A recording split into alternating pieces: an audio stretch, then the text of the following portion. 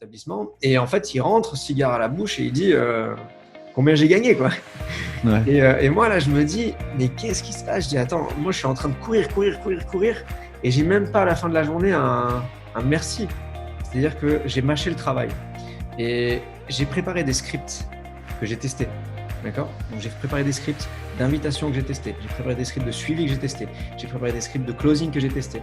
Et je pense qu'il n'y a aucune personne qui a réussi qui te dira ah non, moi j'ai réussi tranquille, hein, un fleuve tranquille. Hein. Non, ça a été mon plus gros down, on va dire.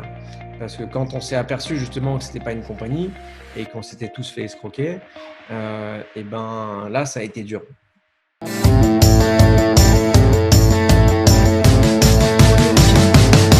Let's go!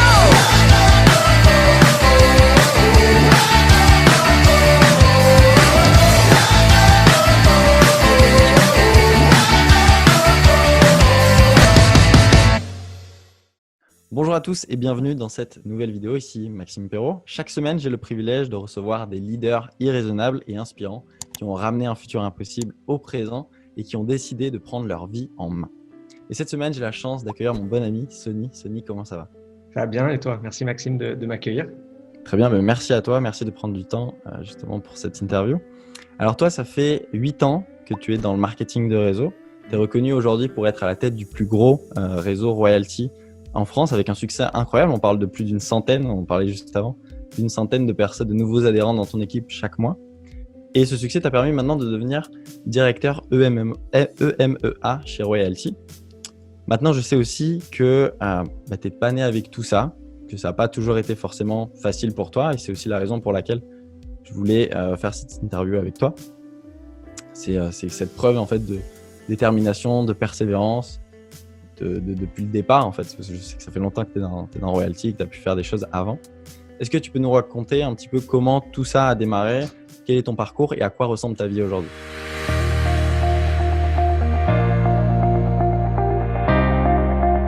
Ouais, alors déjà, donc merci de m'accueillir sur ta série de vidéos. C'est un plaisir d'être ici. Et du coup, donc, par où commencer?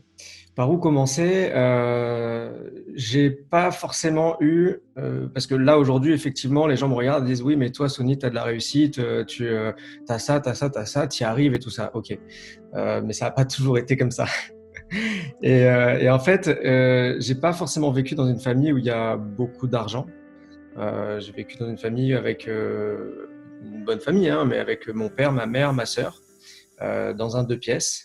Donc, qui dit 2 pièces dit une chambre, un salon. Donc, ma sœur et moi dans la chambre, en lit superposé, et mes parents dans le salon en mode clic-clac, quoi. Donc, ça n'a pas été genre, tu vois, la grande villa, le grand succès et tout ça, pas du tout. Et en fait, depuis mon très jeune âge, je me suis rendu compte d'une chose, c'est que l'argent était important. Okay, parce que, en fait, je crois que c'était vers quelque chose comme vers 11, 12, 13 ans, quelque chose comme ça, où j'étais à l'école. Et j'ai donc des amis qui avaient le dernier survêtement Sergio Tacchini. Donc, je sais pas si tu sais ce que c'est. Enfin, toi, tu dois savoir. Je pense que j'étais trop jeune. Ouais. Je sais même pas si ça existe encore, Sergio Tacchini. Mais peu importe. À l'époque, c'était the jogging à avoir, quoi.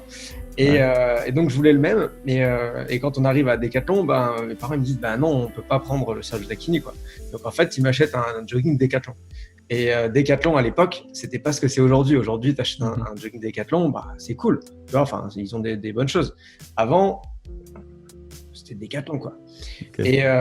Et c'est là où en fait j'ai compris que l'argent était important, en tout cas de mon point de vue. Et donc à partir de 15 ans, dès que j'ai pu, j'ai travaillé en restauration.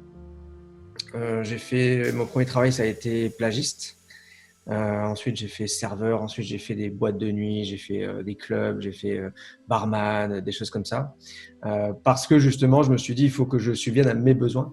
Donc, en fait, j'étais dans un échange de temps-argent, quoi. Je donnais 1 heure de mon temps, me donnais 10 €. Donc, j'étais heureux. Je me disais, si je donne 24 heures de mon temps, j'en gagne 24 fois plus. Et sauf qu'on est un petit peu limité au bout d'un moment avec tout ce qu'on a à faire. Et également, pour t'en dire un petit peu plus sur moi, j'étais très sportif. Enfin, je suis toujours sportif, mais j'étais sportif de haut niveau. J'ai démarré, je devais avoir 2 ans et demi en karaté. Après, j'ai passé les grades, tout ça. J'étais en équipe de France en karaté. J'ai évolué vers le karaté contact, vers le kickboxing, vers la boxe thaï, où j'étais aussi en équipe de France dans certaines disciplines. Et ça, j'ai dû aussi le mettre de côté à cause justement du côté argent, parce que la boxe, le karaté, c'est pas le tennis, le vélo et le foot, quoi, hein.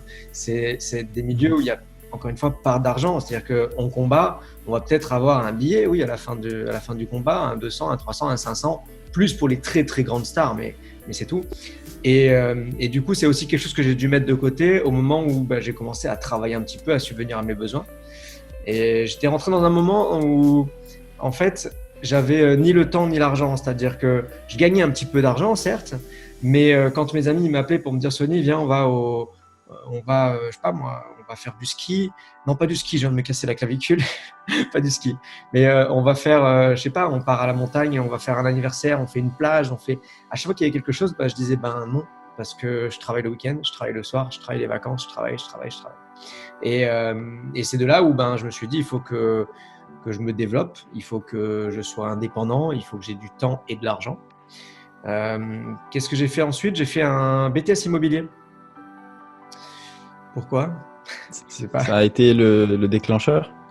Non, en fait, ça a été, si tu veux, en fait, je pense que ça a été entre la restauration et l'entrepreneuriat. Enfin, c'est même pas, je pense, c'est sûr. Ça a été entre la restauration et l'entrepreneuriat. J'étais dans un passage de ma vie où je faisais de la restauration et c'était en train de devenir, à la base, c'était un à côté des études et tout ça, et c'était en train de devenir ma vie. Parce que je gagnais de l'argent, donc je me disais qu'est-ce que je vais m'embêter à faire des cours alors que là je gagne bien ma vie, quoi. Voilà. Okay. Et je pensais bien gagner ma vie. Donc après je me suis dit il faut faire quelque chose. L'immobilier ça me plaisait, vendre des grandes baraques, machin, c'était voilà. Et donc j'ai fait un BTS immobilier que j'ai eu au bout de 2 ans. Et après ça, j'ai décidé de pas travailler dans l'immobilier parce que pour moi c'était être confiné en fait. C'était si je travaillais dans l'immobilier, ça allait me bloquer par j'avais développé un portefeuille de biens, un portefeuille de clients dans la ville où j'étais, mais si je voulais déménager, et pas loin, pas besoin d'aller à l'autre bout du monde, on déménage de ville, le portefeuille de biens et de clients, il est perdu, quoi. Et donc en fait, tu dois tout recommencer à zéro. Ouais. Et de là, j'ai voyagé un petit peu, je suis allé à Miami, j'ai vécu un petit peu là-bas. Et c'est en revenant justement où je me suis dit il faut que j'entreprenne. Okay. Ouais. Donc tu as commencé par quoi? J'ai commencé par justement du marketing de réseau. En fait, quand je me suis dit il faut que j'entreprenne, je continue un petit peu à faire de la restauration. Et j'étais dans ma dernière saison, parce que je faisais surtout des saisons. Et dans ma dernière saison, je me dis j'en peux plus. Mais vraiment, il fallait que j'arrête, quoi. J'en pouvais plus, sinon ça allait mal se passer.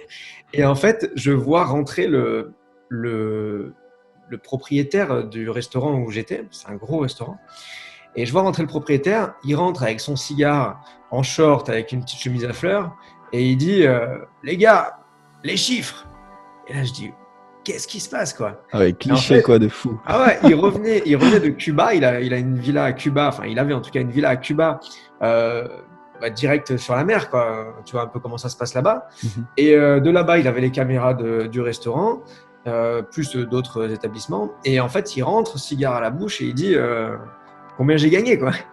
Ouais. Et moi, là, je me dis, mais qu'est-ce qui se passe? Je dis, attends, moi, je suis en train de courir, et j'ai même pas à la fin de la journée un merci. Tu vois, je demandais pas grand-chose, juste un merci, t'as assuré, bref. Et de là, je me suis pas dit je veux être comme lui parce que c'était pas le bon exemple pour moi, mais quand même un exemple de réussite parce qu'il est parti de rien. Il est parti il a acheté une petite cabane et il a acheté à côté les murs, et aujourd'hui il a un truc de malade, donc quand même respect. Et de là, je me dis, il faut que j'entreprenne. Et donc, ça a été ma dernière saison. Et en fait, donc, tu me posais la question, qu'est-ce que j'ai fait en premier? En premier, j'ai fait du marketing de réseau. Parce que marketing de réseau, pour ceux qui connaissent, souvent, c'est pas nous qui allons le chercher, c'est le marketing qui vient à nous. Et donc, j'étais dans cette période où je me disais, la seule chose que je sais faire, c'est de la restauration. Donc, je cherchais à ouvrir un restaurant. Et quand j'ai vu les coûts que ça allait être, les problèmes, les coûts, de devoir payer les employés avant de se payer soi-même, payer les fournisseurs avant de se payer soi-même, le temps que j'allais mettre. En fait, je voulais quelque chose où j'ai plus d'argent et moins de temps. Enfin, plus de temps et moins d'argent. Attends, qu'est-ce que j'ai plus de temps et plus d'argent. C'était ça. Voilà, je voulais plus de temps et plus d'argent. Ok, donc travailler moins pour gagner plus, quoi. Et en fait, je me suis rendu compte que j'allais travailler 8 fois plus pour gagner 3 fois moins. Avec ton propre restaurant, c'est clair. Ah ouais, carrément. Et d'abord, il faut tout payer. Il faut payer tous les loyers, toutes les charges qu'on a à payer avant de rentrer de l'argent. Et quand on rentre de l'argent, on paye tout le monde. Et s'il reste quelque chose, on se paye à la fin. Donc ça a été la bonne opportunité parce qu'à ce moment-là, le marketing de réseau est venu à moi. Quelqu'un vient me voir en me disant « Sony, j'ai peut-être quelque chose pour toi. » Écoute, je suis ouvert, j'écoute, je suis ouvert. Et du coup, on m'a parlé de cette opportunité. Donc, c'était une compagnie dans le bien-être que j'ai démarré et où j'ai eu un peu de réussite. J'ai bien démarré, quoi. Voilà, j'ai bricolé, on va dire. Recruté quelques personnes, fait quelques ventes. Voilà, mais en tout cas, ça m'a mis un pied dedans et j'ai dit, OK, c'est ce que je veux faire, être mon propre patron. OK. Et comment on est venu justement en royalty? Comment t'es rentré? Comment tout ça a démarré justement? Du coup, donc, je fais mon premier marketing de réseau. Et donc, premier marketing de réseau, j'ai de la réussite, plus ou moins bonne. Et ensuite, mais surtout, je me forme beaucoup. Parce qu'il y en a beaucoup qui veulent de la réussite tout de suite. Là, il faut que les 3 premiers mois, ils explosent, sinon c'est une arnaque. Et en fait, moi, j'ai compris que c'était beaucoup de formation et qu'on ne devient pas leader comme ça en un mois, quoi. Et du coup, après, j'ai ouvert un petit peu les yeux et puis j'ai vu qu'il y avait d'autres marketing de réseau que celui que je faisais. Donc, je suis passé sur un autre, puis un troisième, où j'ai découvert d'autres produits, d'autres plans de rémunération, d'autres façons de travailler, d'autres leaders, d'autres techniques de vente et de recrutement et tout ça. Donc, ça m'a formé. Jusqu'au moment où, très honnêtement, en fait, j'en ai eu marre, mais vraiment marre du marketing de réseau. Et je me suis dit, je vais arrêter. Okay. J'étais dans une période où vraiment je me suis dit, je vais tout quitter. Qu'est-ce qui t'énervait à ce temps-là dans le marketing de réseau? L'instabilité, les gens qui partent à droite à gauche, qui croient que l'herbe est plus verte ailleurs, donc ils rentrent chez toi et puis ils découvrent un autre produit, ils croient qu'ils vont aller là-bas, ils vont gagner plus d'argent. Le plan de rémunération là-bas il est meilleur, sauf qu'ils comprennent pas que c'est là, quoi. Tu vois, c'est là et c'est là. Fixe-toi, prends quelque chose qui te plaît, bien entendu. Si tu as un bon plan de rémunération, tant mieux. Si tu as un bon système, tant mieux. C'est mieux qu'avoir un mauvais. Mais il suffit de se donner à fond et avoir envie de réussir, quoi. Et donc voilà, j'étais peut-être avec des gens qui étaient un petit peu négatifs. Peut-être que moi, j'étais plus dans l'état d'esprit, je sais pas. Okay. Et voilà, j'en avais un petit peu marre. Et en même temps, en fait, j'avais monté une autre boîte en ligne, une boîte de e-commerce en e-commerce pur, c'est-à-dire pas en dropshipping, mais vraiment j'achetais les produits, je les revendais sur Internet. Et c'était en train de prendre un petit peu d'ampleur. Donc en fait, c'est là où je me suis dit, pourquoi est-ce que je vais passer du temps avec des gens qui n'ont pas envie, alors que je peux être tout seul dans mon petit bureau à vendre des produits et gagner de l'argent. Et donc en fait, ça a été là le point, on va dire, presque de rupture, jusqu'au moment où je découvre Royalty. Comme je dis, l'herbe elle n'est pas plus verte ailleurs, mais il y a quelque chose qui nous correspond plus. Une société qui nous correspond plus, un produit, bref. Et comment je découvre Royalty? C'est marrant parce que c'est un ami qui m'appelle et qui me dit « Sony, il faut que je te parle d'un truc de fou ». Et en fait, on m'appelait toutes les semaines comme ça en me disant « J'ai un truc de fou à te proposer ». Donc en fait, Maxime, si tu m'appelles et tu me dis « J'ai un truc de fou », je vais dire « Vas-y ». Qu'est-ce que c'est? Je vais t'écouter parce que c'est toi, tu vois. C'est un autre presque, je l'écoute même pas. Et donc là, c'était un pote, donc voilà. Et j'avais 20 minutes de route à faire parce que j'allais chez mon pote et on allait voir le premier épisode de la saison 8 ou 7 de Game of Thrones. Un truc comme ça. Bref, ça venait de sortir, on était tout excités. On s'est dit, on se voit, on le regarde et tout. Et 20 minutes de route, donc j'appelle mon collègue, je dis, vas-y, j'ai du temps, dis-moi. Il m'en parle et là, je dis, waouh. Je dis, c'est un truc de fou, ça me plaît. Du coup, j'ai zappé Game of Thrones et on a parlé. Un gros niveau de sacrifice, quoi. Ah, t'as vu le sacrifice? Non, mais parce que pour les fans de Game of Thrones, c'est un gros sacrifice. On attend 1 an ou 2 ans, machin. Non, je déconne, mais voilà, c'est pour dire que c'était vraiment. J'ai dit waouh, il faut que j'avance, quoi. Et donc direct, j'ai pas cherché à comprendre. Il y avait rien en France, rien en Europe. Il y en a plein à qui j'ai parlé qui m'ont dit ouais, mais tu vas voir, ça va pas marcher, machin. Au pire, ça m'a coûté 80 €. Enfin, c'est pas très grave. Et puis j'ai lancé la machine, quoi. Donc, tu étais le premier en France Euh, alors, je n'étais pas le premier en France, puisque la personne qui m'en a parlé, c'est un Français. Il y avait quelques personnes qui avaient démarré avant, mais c'est pas important d'être le premier. Non, bien sûr, ouais. Voilà. Disons que si on est le premier, bien sûr, j'aurais aimé être le premier d'une compagnie qui a démarré il y a 50 ans, parce qu'aujourd'hui, voilà, on sait ce qu'ils valent. Mais c'est pas important d'être le premier, parce qu'il y a d'autres personnes qui étaient premiers avec moi et qui aujourd'hui, je sais pas où ils sont. Ouais, intéressant. Donc, c'est pas ça qui est important. Ouais. Et justement, comment tout ça a démarré? Je sais que tu travailles beaucoup avec Justin, etc. Comment ça se passe? Comment tout ça a démarré? Comment t'as fait comment t'as fait pour monter les échelons petit à petit, à te faire reconnaître par directement le siège, etc. Si tu peux nous parler de ça. Donc oui, aujourd'hui, je suis en contact avec Justin, donc c'est le PDG de la compagnie, mais je l'étais pas à la base. Donc j'ai démarré, tout simplement. Et je me suis dit, donc par rapport à ce que je propose, c'est de la technologie pour les entreprises. Donc je me suis dit, ma cible, c'est qui? C'est les entrepreneurs. Et avant de commencer à recruter tout le monde, je me suis dit, je vais d'abord vérifier que le produit il plaise réellement à la cible, au marché, quoi. Parce que je voulais pas monter un truc où je recrute, puis après tout le monde se barre. Je voulais vraiment un truc, un business solide. Donc je suis tout simplement allé dans les réunions entrepreneurs. Tu sais, il y en a des plus ou moins grosses. Il y a des styles de BNI, il y a des BNI, etc. Voilà, il y a des soirées entrepreneurs, il y a des apéros, après il y a des gros trucs où il y a 3000 personnes. Je suis allé là et puis j'ai parlé avec des entrepreneurs. Et à chaque fois que je rencontrais quelqu'un, il me disait mais c'est un truc de fou, j'en veux. Et là j'ai dit ok. Et puis après j'ai commencé donc à recruter forcément. Et en fait, si tu veux, c'est monté assez vite. Et un jour il y a eu un challenge. Donc j'ai très vite dépassé la personne qui m'a parrainé personnellement, qui est un ami maintenant. Et un jour, il y a eu un challenge, je ne sais plus ce que c'était, je crois que c'était en chiffre d'affaires, quelque chose comme ça. Et les 10 premiers, ouais, c'est ça, les 10 premiers étaient invités donc au siège à Toronto, au Canada, et 10 premiers mondiaux. Et du coup, j'ai fait partie des 10 premiers, je crois que j'étais troisième. Ouais, je crois que j'étais troisième. Ok, propre. Voilà, du coup, je suis monté à Toronto, alors j'étais tout timide comme ça. Moi, je connaissais personne là-bas. Eux, ils se connaissaient un petit peu parce qu'ils sont aux États-Unis, Canada. Moi, je suis monté tout timide. Ils font tous 1m90. Moi, j'en fais 1m71, tu vois.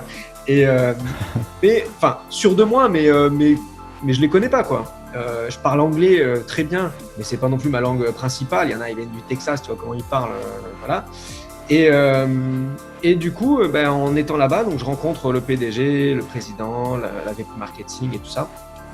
Et on monte d'abord on a monté ce qu'on appelle les masters affiliés. Donc j'ai été responsable du développement de la France. D'accord ? Après avoir négocié avec eux, après avoir parlé, parce que ils ont vu, je pense, l'état d'esprit dans lequel j'étais, et je voulais vraiment aider un maximum de personnes à réussir, mais aussi les entrepreneurs à réussir, pas juste des personnes à gagner de l'argent, mais aussi les entrepreneurs à se développer en ligne et tout ça. Donc on a fait ça, et après quelque chose comme 6-8 mois, par rapport aux résultats que j'ai eus, on s'est reposé, on s'est revu et on a dit qu'est-ce qu'on fait? Je dis moi j'aimerais bien voir un petit peu pour développer l'Europe, quoi. Et c'est de là où on a trouvé on va dire ce compromis de directeur EMEA. EMEA, c'est Europe, Moyen-Orient, Afrique. Et donc aujourd'hui, je suis responsable du développement, du marketing, des ventes, d'aider toutes les personnes clairement qui sont dans la région EMEA. Donc c'est assez global. J'en suis plutôt fier. Et voilà comment on est arrivé là. Et justement, tu as je sais pas, tu dégages justement ça, tu as l'air d'une personne confiante, tu as l'étoffe d'un leader justement de compagnie, tout simplement. Comment tu t'es forgé ce caractère? Et est-ce que tu as toujours été comme ça étant plus jeune? Voilà, est-ce que tu peux nous en dire un peu plus? Ouais. Alors, j'ai pas toujours été comme ça. En fait, si je réfléchis là, plus jeune, j'étais quand même vraiment timide. Hein. Ok. Ouais. Vraiment timide. En fait, par exemple, je vais te prendre un exemple avec les filles, tu vois. Je sais que je suis bien, ok, ça, j'en doute pas. Et j'en ai jamais douté. Mais plus jeune, j'étais vraiment timide aussi par rapport à ça. Alors, je savais très bien que je plaisais, tu vois. Et je pense que j'ai toujours eu ce caractère très timide. Donc, à quel moment est-ce qu'il y a eu ce déclencheur? Il y a eu ce déclencheur au moment où j'ai commencé vraiment à me pencher sur le développement personnel. Vraiment. À me dire, il faut que moi, je change quelque chose. Tu vois? Comment tu as découvert ça? Par le marketing de réseau. Ok, ouais. Quand tu es dans le Souvent c'est là, marketing c'est de la porte réseau, d'entrée. ouais, il y a, il y a une très forte éducation. Surtout Ouais. quand tu es dans une grosse compagnie. Moi, j'avais pris une des plus grosses compagnies, donc il y a une très très forte éducation. Mais il y a ceux qui l'appliquent et enfin il y a ceux qui le lisent. On va dire si c'est un livre, il y a ceux qui le lisent, il y a ceux qui le lisent pas et il y a ceux qui l'appliquent. Et moi, j'étais du style à. Tu me disais, il faut lire un livre, par exemple, Comment se faire des amis, mais je l'ai bouffé ce livre. Mais je l'ai lu 4 fois, 5 fois, tellement il est extraordinaire. Et en fait, j'ai bouffé des livres, des livres, des livres, des livres. À chaque fois qu'il y avait une formation, j'étais devant, même si je l'avais écouté 15 fois, j'étais devant. Quand il y avait, je prenais une formation, je la mettais dans la voiture. Quand je roulais, j'écoutais la formation dans la voiture, j'écoutais des podcasts, des vidéos YouTube, et je le fais encore. Et après, surtout, je me suis dit, il faut appliquer, quoi. Et je pense que ça passe par là pour se forger un certain caractère. J'ai toujours eu un caractère assez, et c'est vraiment contradictoire parce que j'ai un caractère qui est très introverti. C'est-à-dire que je ne vais pas montrer mes sentiments facilement, je ne vais pas m'exprimer très facilement. Mais en même temps, je pense que ça m'a aidé à être calme, à être posé. Et ça vient du sport, ça vient des arts martiaux, qui m'ont permis vraiment de… Tu vois, tu vas me poser une question, tu vas me… Si tu viens et tu m'agresses avec une question, je vais, tu vois, réfléchir en fait. Je vais pas la prendre pour moi. Je vais pas me faire agresser. Tu vas pas réagir instinctivement. Non. Ouais, je vais plutôt me dire peut-être qu'il a un problème. Mais en tout cas, c'est pas moi, tu vois. Moi, c'est pas grave, je vais te répondre. Donc voilà, ça a été beaucoup de développement personnel. J'encourage tout le monde à le faire. Leader, il est mal associé. C'est-à-dire que souvent, leader, on dit un leader, c'est quelqu'un qui gagne de l'argent. C'est quelqu'un qui gagne 5 000, 10 000. Mais un leader, c'est pas quelqu'un qui gagne de l'argent parce qu'il y a des gens qui gagnent de l'argent et qui sont pas leaders, tu vois. Un leader, il peut gagner 500 € par mois, mais être leader parce qu'il lead, parce qu'il amène des personnes à réussir, et un leader, on peut pas dire, imaginons leader c'est 5 000 €. 4 000 €, t'es pas leader et 5 000 t'es leader. Ouais, bien sûr. Donc je pense que chacun a la possibilité de l'être au fond de soi et de le faire sortir. Donc quand quelqu'un arrive, il débute, il faut lui donner les mêmes formations, qu'il soit ici ou qu'il soit là. Et c'est lui qui va se qualifier en fait. Moi, j'aime bien faire de la disqualification. C'est-à-dire que quand j'ai un prospect, je ne vais pas le qualifier, je vais le disqualifier. Tu vois, en posant certaines questions, plutôt que de dire ok, il a bien répondu, il a bien répondu, il a bien répondu, je vais direct partir de là, je lui pose une question, il a mal répondu, boum, il tombe. Et s'il a bien répondu, il est resté qualifié, tu vois. Et le leader, les personnes qui démarrent, c'est pareil, il faut leur donner l'opportunité de se qualifier, tu vois. Et non pas partir du principe, il est nouveau, donc il est nul, donc il connaît rien. Comment tu gères ton équilibre entre ta vie perso et pro? Alors, à l'heure actuelle, je suis célibataire. Mais, Mesdames. À l'heure actuelle, je suis célibataire depuis quelques mois, mais après, la vie perso ne veut pas dire juste le couple. Ce que je fais, par exemple, quand j'étais en couple et quand je suis en couple, tu peux être sûr qu'à 20h, mon téléphone il est coupé. Déjà. C'est-à-dire que je me suis mis des règles parce que j'ai eu une chérie à un moment où c'était mes débuts dans le marketing de réseau et dans l'entrepreneuriat et j'arrivais pas justement à faire cette différence. C'est-à-dire que je sois sur le terrain, que je sois à la maison ou que je sois, parce que je travaille à la maison, ou que je sois, qu'il soit 23h, j'étais tout le temps sur mon téléphone. C'était soit des rendez-vous, soit des webinaires, soit de la prospection, soit il y avait toujours quelque chose. Et ça a beaucoup gêné finalement la relation de couple. Donc aujourd'hui, je me suis mis certaines règles. C'est si par exemple je suis en couple, je sais pas, on va dire 20h. À 20h, il n'y a pas de raison de m'appeler à 20h. Tu veux m'appeler, tu m'appelles à 8h, à 14h, à 17h. Mais pourquoi tu vas m'appeler à 20h? Et des fois, et même là, aujourd'hui où je ne suis pas en couple, j'ai des gens qui m'appellent à 22h30. Je vois qui c'est qui m'appelle, mais je ne réponds pas. Pourquoi je vais te répondre à 22h30?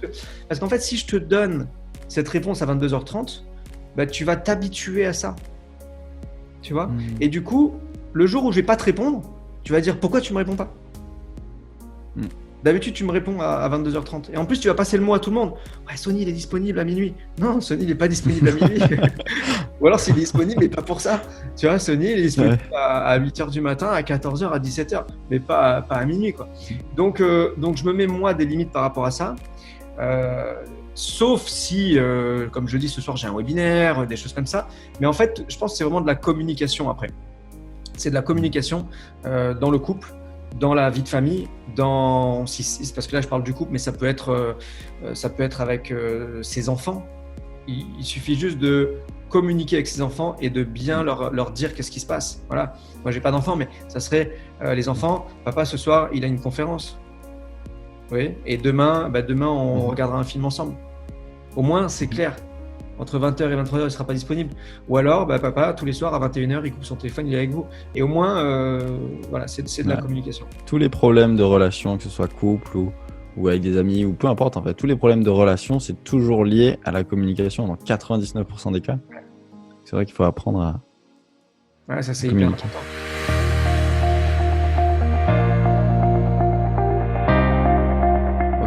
Alors aujourd'hui, Royalty, c'est plus de 3000 clients ou partenaires en France.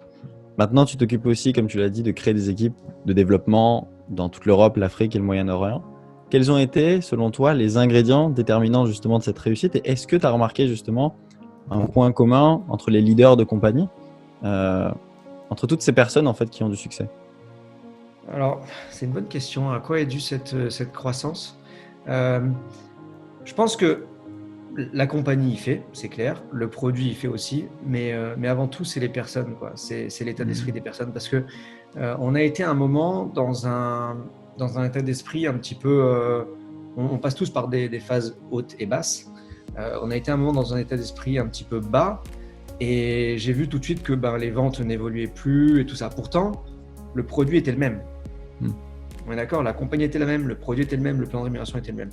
Donc, qu'est-ce qui a changé entre, par exemple, il y a 6 mois et aujourd'hui, quand on avait le même produit, même plan de rémunération, même compagnie, ici aussi?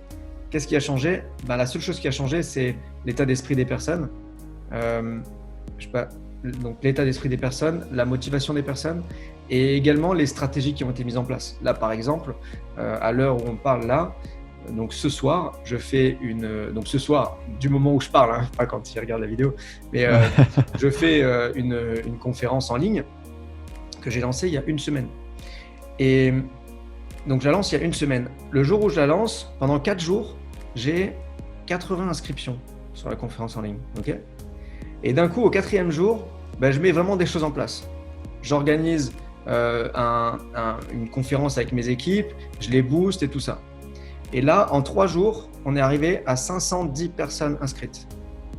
Donc, qu'est-ce qui s'est passé entre jour 1 à 4, 80 personnes, et jour 4 à 7, 420 personnes en plus? Tu vois? Eh ben, il s'est passé de la motivation, il s'est passé des stratégies à mettre en place, quoi. Et ça montre bien que c'est là, quoi.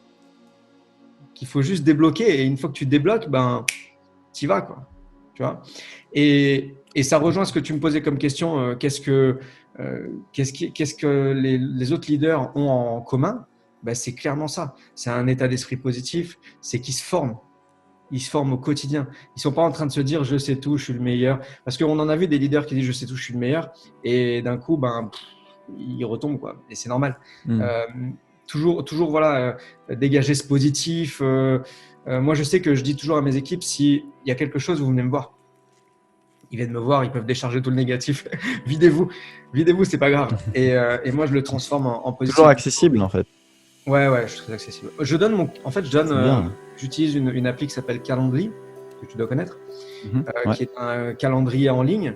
Et en fait, je donne mon lien Calendly à toutes mes équipes et ils peuvent réserver un rendez-vous quand ils veulent pour ce qu'ils veulent. Bien. Voilà. Pour revenir sur justement le succès que tu as pu avoir que tu as aujourd'hui en fait dans Royalty, quelle est la stratégie que tu as pu mettre en place au cours de cette dernière année par exemple, qui a vraiment eu un impact significatif? Tu parlais tout à l'heure qu'il y a 6 mois, c'était rien à voir avec aujourd'hui. Quelle est la stratégie que tu as pu mettre en place qui a fait vraiment une différence et qui t'a permis d'atteindre un niveau de succès dans justement ton activité? Une stratégie que tu as mis en place récemment. C'est En fait, ce qu'on dit dans le marketing de réseau, c'est que ce qui fonctionne, c'est pas ce qui fonctionne, mais c'est ce qui se duplique. C'est-à-dire qu'il faut mettre des stratégies en place qui sont faciles à utiliser, à dupliquer et à expliquer et à mettre en action, quoi. Et donc, ce que j'ai fait là, par exemple, pour la conférence que je donne là où il y a plus de 500 personnes déjà qui sont inscrites, on va peut-être atteindre 600. Ça fait 3 fois que je la fais. La première fois, on a été 580, la deuxième 430 et là, on est déjà plus de 500. Et comment j'ai fait? En fait, j'ai tout fait de A à Z, c'est-à-dire que j'ai mâché le travail et j'ai préparé des scripts que j'ai testés. D'accord? Donc, j'ai préparé des scripts d'invitation que j'ai testés, j'ai préparé des scripts de suivi que j'ai testés, j'ai préparé des scripts de closing que j'ai testés. J'ai tout préparé, j'ai fait un tableau pour qu'ils puissent faire le suivi. En fait, des outils vraiment qui servent et avec une vraie stratégie. Parce que le problème qui se pose aujourd'hui, c'est qu'aux gens, on leur dit « Tiens, regarde, prends ça et va le vendre. » Mais moi, je ne suis pas vendeur, je ne sais pas faire. Donc, en fait, il faut vraiment structurer les choses comme si on était employé.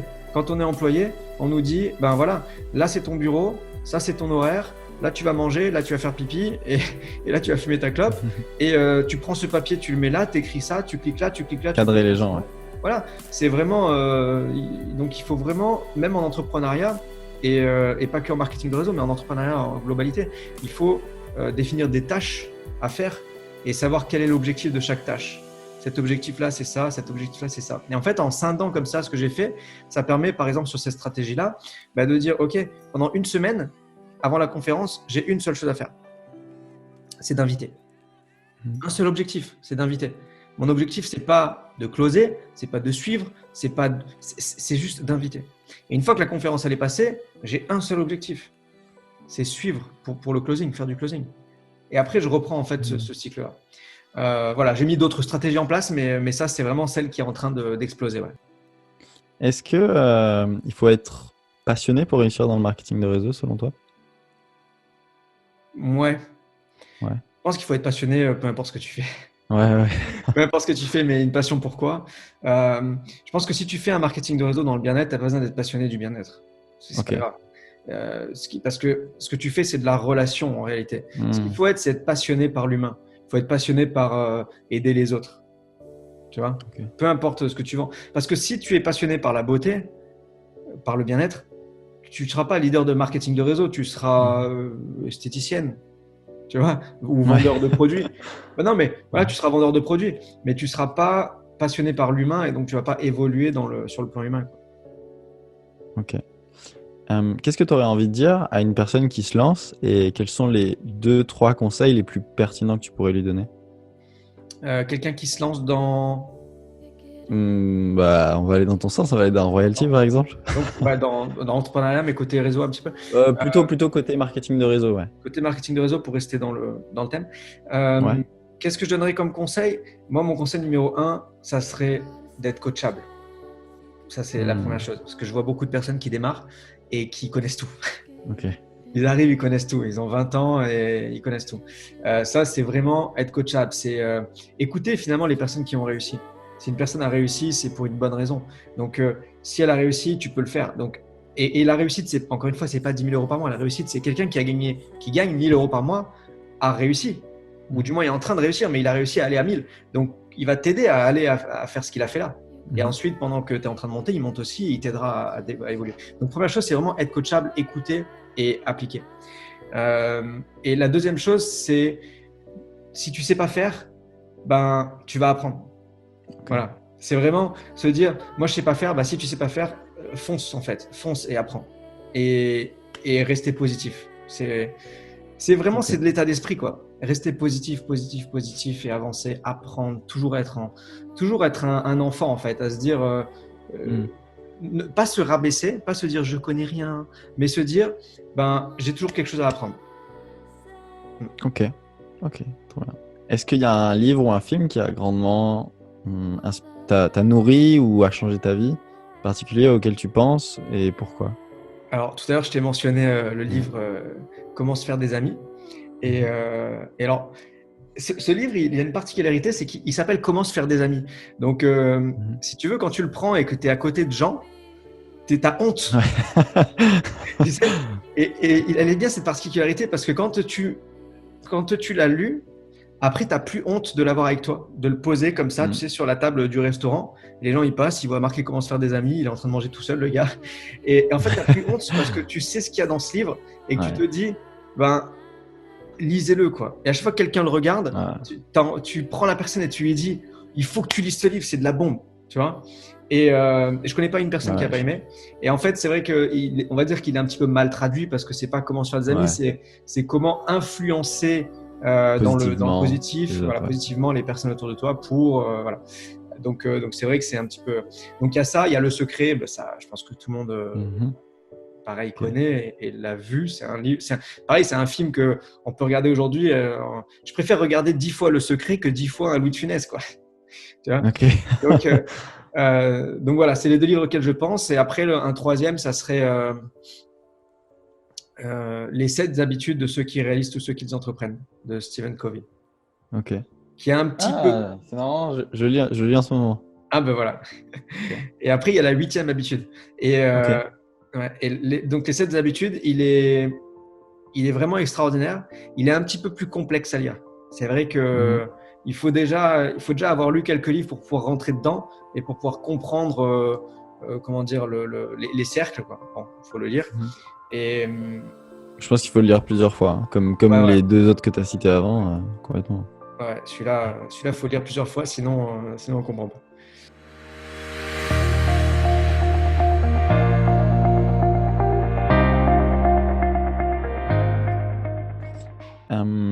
Est-ce que tu peux nous partager, et tu nous as un petit peu parlé tout à l'heure, un des moments difficiles que tu as pu rencontrer dans ton parcours, soit avant de rencontrer tout ça, soit pendant justement en royalty, ou les 2. Comment tu te sentais et justement de quelle manière tu as réussi à y faire face, à avancer, à te relever de tout ça. Et s'il y a une personne qui nous regardait et qui vivait un moment de down similaire, qu'est-ce que tu pourrais lui dire? Alors j'en ai plein. J'en ai plein parce que tu sais, en 8 ans, c'est pas toujours rose, quoi. Et je pense qu'il n'y a aucune personne qui a réussi qui te dira ah non, moi j'ai réussi tranquille, hein. Un fleuve tranquille, hein. Non, tout le monde est passé par des hauts et des bas. Et par exemple, un bas, et je vais prendre un bas dans ma compagnie, tant qu'à faire. Ça a été un changement technologique, malheureusement, malgré nous, quoi. C'est-à-dire que quand on a démarré Royalty, on avait un produit et au bout d'1 an et demi, eh bien, on a été obligé d'arrêter ce produit-là parce qu'en fait, on était partenaire de Google et que Google a fermé un de ses services et c'est le service qu'on utilisait. Donc, Nearby, c'est ça? Pardon? Nearby, c'est ça? Nearby, ouais. Et malgré nous, on a été obligé d'arrêter le service. On n'était pas les seuls à utiliser ce côté Nearby. Il y a plein de compagnies dans le monde qui l'utilisaient. Et toutes les compagnies dans le monde qui l'utilisaient, à ma connaissance, ont fermé. Toutes ont fermé. Ils ont mis un message sur leur site internet en marquant désolé, cher client, mais allez vous faire voir, quoi. Gentiment. Il y avait marqué ça, gentiment. En gros, tant pis pour vous. Et ils ont disparu. Et nous, on a rebondi. Donc, on a créé ce qu'on a aujourd'hui, la plateforme digitale. Mais il y a quand même eu un creux, quoi. Il y a eu ce truc-là où on est ici, où les gens ils se disent qu'est-ce que je fais, comment on va avancer, c'est terminé, bref, beaucoup de doutes, beaucoup d'incertitudes. Et c'est dans un moment comme ça où c'est très dur, hein. C'est dans un moment comme ça qui est vraiment très dur, où même à la maison il faut qu'il y ait du support, parce que si à la maison il n'y a pas de support en plus, c'est lourd, quoi. Et c'est quelque chose qui prend la tête, hein, on y pense ce matin, midi et soir, on dort, on pense à ça, enfin. Et c'est dans ces moments comme ça où il faut savoir prendre une décision. Donc soit la décision c'est la compagnie ne survivra pas et j'avance, je passe à autre chose. Soit, et ça a été le cas ici, la deuxième solution c'est la compagnie est sérieuse, elle est belle, elle rebondit, elle met des choses en place pour nous aider. Et moi, ce que j'ai à faire, c'est d'assurer mon rôle. Et mon rôle de leader, c'est de remonter les troupes, quoi. Okay, sans cacher la vérité, sans dire parce que ça c'est la pire des choses. Ah non, tout va bien. tout va bien. Quoi, ça marche pas? Ah, je comprends pas pourquoi ça marche pas. Non, en étant vrai, oui, on a ce problème-là, mais on est en train de faire ça et on avance vers là. Voilà. Et ça montre du leadership. Donc voilà. Et après, donc on a remonté doucement mais sûrement avec les personnes qui avaient envie et ceux qui n'ont pas envie. Après, ça a fait du tri aussi. Ouais. Mais ça, c'est bien. Par contre, ça fait un tri sélectif, tu sais. Ceux qui sont un peu faiblards, un peu genre ils attendaient la moindre opportunité pour partir. Bah, au moins, voilà, ça a fait un tri. On a reparti avec des vraies personnes qui ont envie de réussir. Et qu'est-ce que tu dirais à quelqu'un justement qui vit une période de down maintenant? Qu'est-ce que tu pourrais lui dire pour qu'il ne perde pas espoir, un conseil? Je lui dirais de ne pas être un mouton. Ok. Voilà, de ne pas faire le mouton, c'est-à-dire le mouton, c'est parce que celui d'au-dessus il part, eh ben je le suis, je pars. Tu vois? Et ça, c'est l'erreur. Parce que celui d'au-dessus il partira après, il partira dans un autre, et il partira dans un autre, et dans un autre. Et au final, ça, je déteste ça. C'est les leaders ou pseudo-leaders qui font un marketing, et puis après, ils voient une autre opportunité où on leur propose plus, et ils vont ailleurs. Et ils disent, en fait, ils prennent les mêmes pour commencer, quoi. On prend les mêmes et on recommence. Ils embarquent leur. Okay. Et malheureusement, dans tout ça, il y a des gens qui perdent de l'argent parce qu'il y a des gens qui viennent de rentrer et qui se retrouvent sans sponsor, sans rien.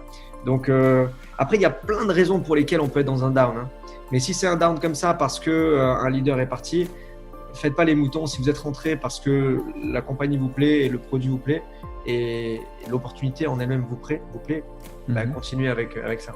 Après, si c'est un down parce que vous êtes down émotionnellement, dans ce cas-là, il faut en parler.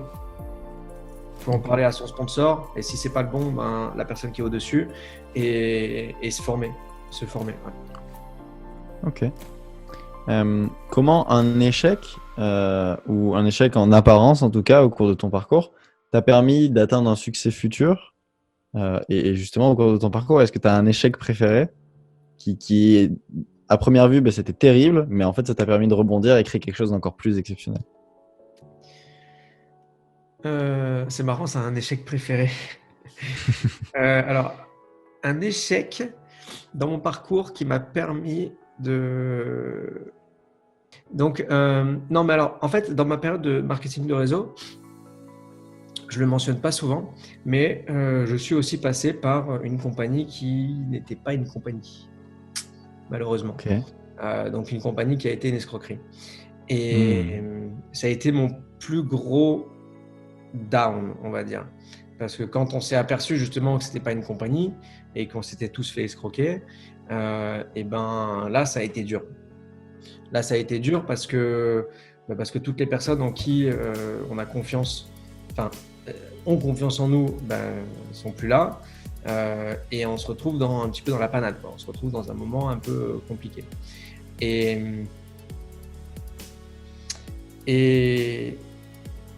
ouais, après ce passage-là, ça a été chaud quand même. Ça a été chaud et je crois qu'après ça, j'ai fait un autre marketing de réseau, mais j'étais en mode je vais pas y arriver, quoi, tu vois. Okay.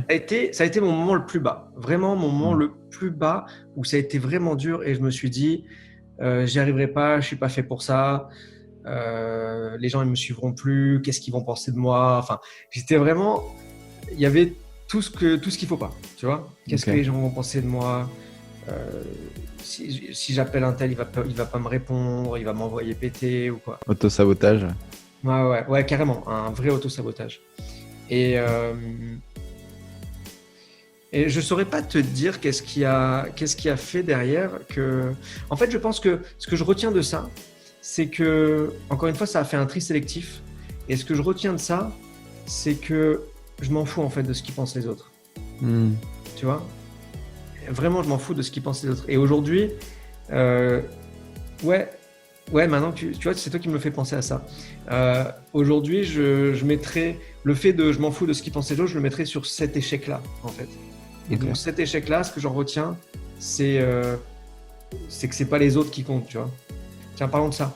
Pareil pour la chaîne YouTube. Donc, ma chaîne, elle est déjà lancée parce que je l'avais lancée avec Royalty, tout ça, j'ai un peu d'abonnés. Mais là, je veux la lancer vraiment pour moi, personnellement. Et encore la semaine dernière, je me disais, ouais, mais qu'est-ce que les gens ils vont penser de moi quand je vais sortir la vidéo? Mais en fait, qu'est-ce que t'en as à faire, quoi? Tu vois? Qu'est-ce que t'en as à faire? Tu vois? Le tout, c'est que toi, au moins, tu passes à l'action, tu le fais, quoi. Donc voilà, ce gros down, ce gros problème que j'ai eu avec cette fameuse non-compagnie, fausse compagnie, m'a permis de me relever et de dire maintenant, il faut foncer, quoi. Est-ce que tu as toujours eu cette capacité à voir les choses terribles comme une opportunité, comme là, ce qui s'est passé avec cette compagnie? Et aujourd'hui, à l'heure où on vous parle, c'est le merveilleux Covid-19, le confinement. Apprendre ça, encore une fois, comme une opportunité, on en parlait tout à l'heure. Ouais. Est-ce que tu as toujours eu cette capacité, ou ça s'est développé? Non, ça s'est développé. Ça s'est développé. Ouais. Quand je faisais du karaté, quand je combattais, il y avait, je crois que c'est Dominique Valera, il est assez connu dans le milieu, et il disait si l'opportunité n'est pas là, il faut la créer. Ok. Donc déjà, ça m'est toujours resté dans l'esprit, de me dire si l'opportunité n'est pas là, il faut la créer. Mais là, et la créer, c'est-à-dire que il faut prendre tout élément qui peut intervenir, survenir et en faire une opportunité. Donc, je pense que ça s'est fait au fur et à mesure. Mais là, par exemple, deux choses qui sont une opportunité. C'est, je me suis fracturé la clavicule il y a 1 mois maintenant. Ski, c'est pas vrai. Ouais. Oui, c'est pour ça qu'au début, je t'ai dit non, pas le ski. Donc, je me suis fracturé la clavicule il y a 1 mois au ski. Et en fait, tout le monde m'a dit, parce que j'ai mis des stories et tout ça, tout le monde m'a dit oh là là, mais c'est horrible, comment tu vas faire? C'est la fin du monde. Et moi, j'ai dit non, ça va me permettre d'utiliser plus ma main gauche. J'avais mal, donc ça va me faire du bien, de revenir plus fort, d'avoir. C'est vrai. J'avais vu que justement les médecins te disaient faut attendre que ça casse pour aller chercher ça, et c'était une opportunité. Ouais. Je me souviens de ce que tu avais partagé. Ouais. Et ouais, parce que les médecins m'ont dit ouais, on voit rien de spécial, faut attendre que ça casse. Du coup, je l'ai cassé et j'en ai créé une opportunité. Et aujourd'hui, ça va mieux. Je peux pas encore m'en servir à 100%, mais ça va aller mieux. Et voilà. Et donc le Covid-19 là, par exemple, c'est très grave. Tu vois, c'est pas joyeux. On va pas dire oh génial, il y a le Covid, on va pouvoir faire du business. Et c'est ce que je dis à mes équipes il y a 2 jours, parce que je fais des lives toutes les semaines pour mes équipes pour faire du training. Et je leur disais justement attention dans votre communication autour de ça, parce que c'est très grave ce qui arrive. On peut pas en rigoler, tu vois. On peut en rigoler un petit peu, mais voilà, ça touche quand même des dizaines de milliers de personnes, quoi. Et enfin, ça touche la planète entière. On est tous enfermés. Ouais. Donc, faut pas trop en rigoler. Et surtout, il faut pas utiliser ça à mauvais escient. C'est-à-dire, il y a ça, donc je vais lancer un programme que je vais vendre sur Internet parce que tous les pigeons vont me l'acheter. Tu vois? Ça, c'est, je pense, le mauvais état d'esprit. Je vais lancer, tous les pigeons vont me l'acheter. Moi, dans ma compagnie, donc on est une compagnie de digital. Donc, pour nous, c'est une aubaine. Je veux dire, les gens, ils sont sur Internet. On en parlait ensemble. Les gens sont sur Internet. C'est le moment d'être sur du digital. La plateforme qu'on utilise là actuellement, c'est Zoom. Zoom, écoute bien. D'habitude, moi, ça fait très longtemps que j'utilise. D'habitude, quand je les contacte dans le chat en ligne, je suis position entre 1 et je crois que le maximum, j'ai été position 11 d'attente, tu vois, file d'attente. Ouais. La dernière fois, j'ai cliqué dessus, 578e dans la file d'attente. Mais je pense qu'eux explosent leur business aussi. Tu te rends compte? Ouais. Donc, c'est une opportunité pour eux. Donc, clairement, ça crée du business. Donc, ce que je veux dire par là, c'est que il faut bien entendu transformer tout problème en opportunité, mais en faisant du bien pour les autres et du bien pour soi. C'est-à-dire que nous, dans notre compagnie, le bien qu'on va faire, c'est qu'on va permettre à des entreprises de ne pas rester juste fermées, attendre que ça se passe et voir leur fonds couler, mais se digitaliser, aller sur Internet, apprendre des techniques marketing, utiliser des outils marketing puissants et professionnels pour qu'ils puissent dès aujourd'hui utiliser Internet pour leur business et que quand ça réouvre, ils n'aient pas perdu tout ce temps-là. Donc, on le fait pour du bien. On ne se dit pas « Ah, ils sont bloqués, on va les pigeonner, on va aller leur vendre un abonnement. » Non, tu vois. C'est le moment de digitaliser leur entreprise. Voilà. Donc, c'est l'état d'esprit qu'il faut avoir dans ces moments-là, qu'il faut tourner vers le positif. Et pour les personnes qui ne sont pas entrepreneurs, j'ai mis un message hier justement sur mon Facebook en disant ça. Pour les personnes qui ne sont pas entrepreneurs, mais qui sont salariés et qui font du télétravail. Mais tu sais ce qui va se passer là? Il va se passer, pareil, opportunité. Il va se passer que les gens, ils travaillent de chez eux, parce que j'ai eu une amie hier au téléphone qui m'a dit « en fait, c'est pas si terrible de travailler chez moi, je suis bien concentré, je fais des pauses. » Et je lui ai dit deviens entrepreneur. Mhm. Tu vois? Et en fait, le message, c'est quoi? C'est que grâce au télétravail, il y a des milliers, des centaines de milliers, des millions de personnes qui vont se rendre compte qui veulent travailler de chez eux, qui veulent être indépendants, qui veulent être entrepreneurs, qui veulent plus de patron. Tu vois? Et ça va créer, des entrepreneurs, quoi. Des freelances, ouais, on arrive dans une nouvelle. Bien sûr, Complètement. bien sûr. Donc, encore une fois, une opportunité. Ok. Quand tu te sens débordé, submergé, que tu perds ta concentration, que tu es dans un moment de down, mais passager, on va dire, qu'est-ce que tu fais pour justement rebondir, pour récupérer tout ça? Je sais pas, tu as beaucoup travaillé une matinée et tu en as marre, ou tu es dans une période un petit peu bad moon. Qu'est-ce que tu fais? Je prends un gros Mars et ça repart. Ok. Un Mars. Ok. Et c'est bon. Non, en fait, déjà, je pars du principe que si je suis dans un mauvais état d'esprit, si j'ai pas envie, ne le fais pas. Mhm. Ne te force pas. Parce que ce que tu vas faire, ça va pas être bien. Ça va être négligé. Ça va être, tu vas répondre aux gens avec une voix qui est pas joyeuse. Donc, le fais pas. Déjà, premièrement. Fais-le Ok. quand tu es en bon état d'esprit. Donc, pour changer cet état d'esprit, je peux me balader, tout simplement, prendre l'air, déjà. Ça fait du bien. Et faire Ouais. du sport. Faire du sport. Ok. Voilà, ça, c'est les deux trucs. Je sors et je fais du sport.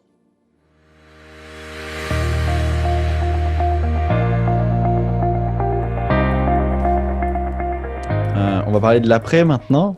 C'est quoi tes objectifs dans les 6 à 12 prochains mois? 6 à 12% moins. Alors, par rapport à mon business actuel, Royalty, personnellement, je veux faire x10 sur ce que je fais actuellement. Waouh. x5 et x10. Donc, ça demande beaucoup de travail. Ça demande beaucoup de travail et ça demande beaucoup d'aide, enfin d'aider les autres. Parce que je sais que pour que moi je passe sur du x5, x10, ben, je ne peux pas le faire tout seul. Il faut que j'aide des personnes à faire du x5, x10. Tu vois. Donc j'aurai aussi cette reconnaissance d'aider, on va dire, je sais pas moi, 20 personnes à faire x5 sur ce qu'ils font actuellement. Donc ça, c'est mon objectif, on va dire, en termes financiers sur Royalty. Ensuite, j'ai d'autres objectifs. J'ai un objectif immobilier, c'est personnel, où là, j'ai acheté 2 biens immobiliers et j'en ai un certain nombre que je veux acheter sur les 12 mois à venir. Parce que je pense qu'il faut diversifier aussi ses revenus quand on en a la possibilité. Sûr. Et puis la pierre, ça reste la pierre. Hein. Et troisième objectif là, c'est par rapport à ma chaîne YouTube. Justement, je veux donc lancer la chaîne YouTube. Et l'objectif de cette chaîne YouTube, ça va parler autour de l'entrepreneuriat, mais surtout marketing de réseau et surtout développement digital, vraiment aller sur Internet. Quoi. Ok. J'ai pas encore fixé un objectif précis par rapport à cette chaîne de combien d'abonnés, des choses comme ça. Je vais le faire. Déjà, je veux la lancer. Voilà. Ok. Mais c'est l'objectif là vraiment sur les 12 mois. Ok, ça marche. Quelle est la chose que tu aimerais bien faire et que tu n'as pas encore fait? Et ça peut être un rêve, ça peut être un loisir, je sais pas. Qu'est-ce que tu aimerais bien faire? Quelque chose que j'aimerais bien faire mais que j'ai pas encore fait. Il y a plein de trucs que j'ai. Enfin, ça peut être des petites choses. Ouais, bien sûr, mais n'importe quoi. Quelque chose que j'ai jamais fait. Alors, j'ai envie en fait, tu sais, de sauter en parachute? Ouais, ouais, ça, saut en parachute. Ouais. Ouais. J'ai envie de faire saut en parachute, saut à l'élastique, des choses comme ça. Malgré que je sois pas très sensation extrême, tu vois. Ok. C'est-à-dire que tu me mets dans le. Après, c'est différent. Tu sais, les parcs d'attractions où tu as la boule Ouais. là, avec la tige, tu as deux Horrible. boules et ça tourne comme ça, Ouais. une espèce de centrifugeuse et qui en même temps tourne sur elle. Terrible. Ça, tu me fais pas monter là-dedans. Ouais, moi non plus. Ça, tu m'oublies. Par contre, sauter en parachute, ouais. Ouais, ça, c'est quelque chose qui me plairait. Et après, ouais, là, comme ça, je vois ça. Et après, c'est des voyages. Mais les voyages, j'en ai fait pas mal. Et c'est des choses que, tu vois, qui vont venir comme ça. Parce que On va se faire quoi qu'il arrive. Ouais. tu prends un avion, tu pars. Voilà. Mais j'ai pas j'ai pas d'envie forcément de partir genre 6 mois en Mongolie, m'enfermer. Enfin, pas m'enfermer, mais t'as compris. Ouais. C'est pas, voilà, c'est plus des voyages comme ça. Ça peut être des voyages culturels, ça peut être un mois ou quoi. Mais aujourd'hui, j'ai pas encore cette envie de dire je prends 6 mois, 12 mois pour faire le tour du monde. Voilà, c'est des petites envies, quoi. Ok. Qu'est-ce que tu aimerais qu'on dise de toi dans 10 ans? Ah, Ah, euh, j'aimerais qu'on parle dans 10 ans au présent déjà ouais. C'est bien. et qu'on dise que ouais, c'est des bonnes questions ça. Tu pouvais pas m'envoyer les questions avant que je les travaille. Qu'est-ce que j'aimerais qu'on dise de moi dans 10 ans? Que si on doit raconter mon histoire, qu'on raconte vraiment la vraie histoire, que je partis de rien, quoi. Tu vois, parti de rien pour arriver là où j'en serai dans 10 ans.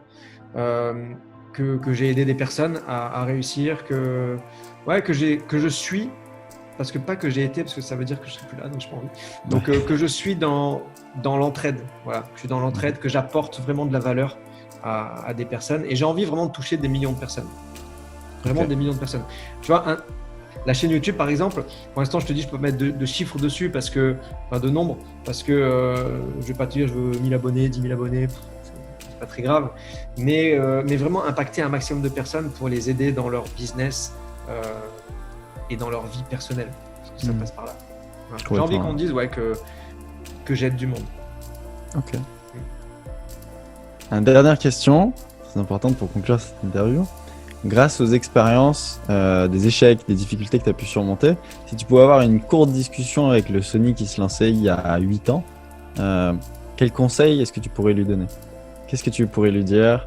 Qu'est-ce que tu pourrais te dire par rapport à tout ce que tu as pu expérimenter ces dernières années? Je lui dirais, mais putain, mais fonce quoi. Je lui dirais, qu'est-ce que t'attends? Tu vois? Qu'est-ce qui te retient? Putain, vas-y quoi, c'est pas possible.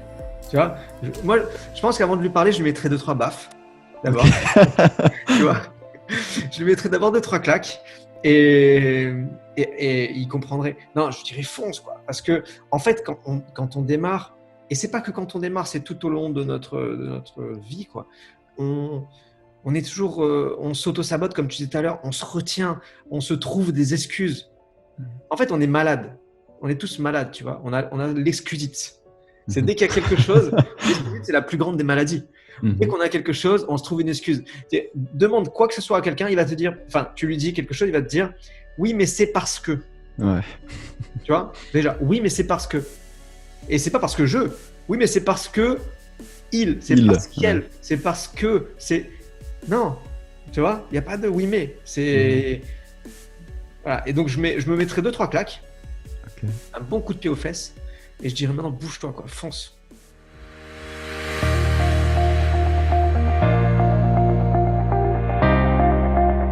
Super. Bah, écoute, merci beaucoup en tout cas pour ce beau moment de partage, pour le temps que tu as pu prendre dans cette interview. C'était vraiment bien, beaucoup de valeurs, beaucoup de conseils.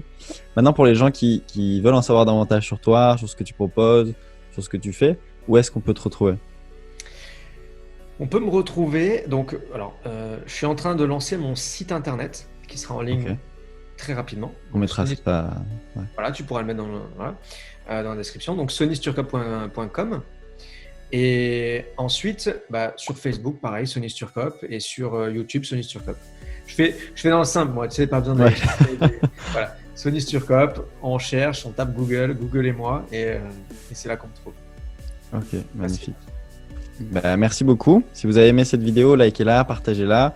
Et si vous connaissez quelqu'un peut-être qui est dans le marketing de réseau, pour qui cette interview aurait pu aider et bénéficier justement de l'expertise de Sonny, n'hésitez pas à la partager et à leur partager. Abonnez-vous à cette chaîne et on se retrouve très bientôt. Merci beaucoup Sonny. Merci Maxime, t'es au top. Merci à toi.